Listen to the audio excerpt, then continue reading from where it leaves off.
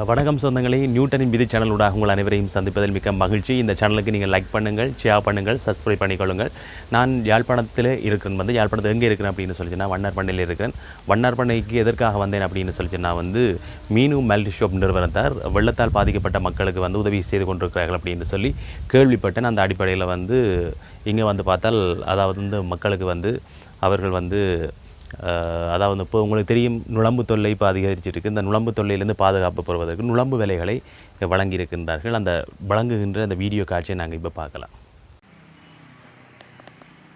மீனு multi shop நிறுவனத்தார் அதாவது நாச்சிமார் கோயிலுக்கு அருகாமையிலே அமைந்திருக்கக்கூடிய மல்டி ஷாப் நிறுவனத்தார் இப்பொழுது அவர்கள் அந்த இடம்பெயர்ந்து அதாவது முற்றுமுழுதாகவே நீருள்ளே அகப்பட்டு கஷ்டம் துன்பங்களை அனுபவிக்கின்ற தொடர் மழை காரணமாக அதாவது இடம்பெயர்ந்து தங்கியிருப்பவர்களுக்கான உதவி திட்டங்களை அவர்கள் வழங்கி கொண்டிருக்கின்றார்கள்.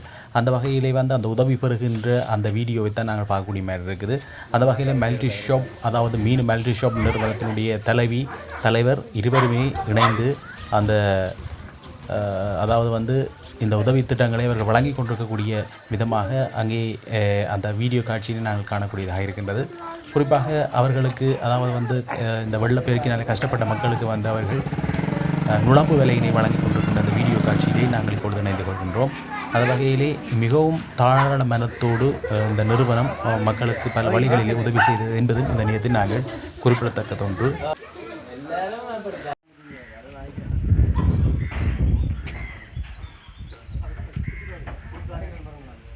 A99 மழை காரணமாக வெள்ளத்தால் பாதிக்கப்பட்ட மக்களுக்கு எங்களோட ஏரியாவில் நுழம்பு கூடுதலாக இருக்கிறதால மீனு மல்டி ஷாப் அந்த கடை நிர்வாகத்தினர் எங்களுக்கு நுழம்பு விலையை கொடுத்துருக்கினோம்.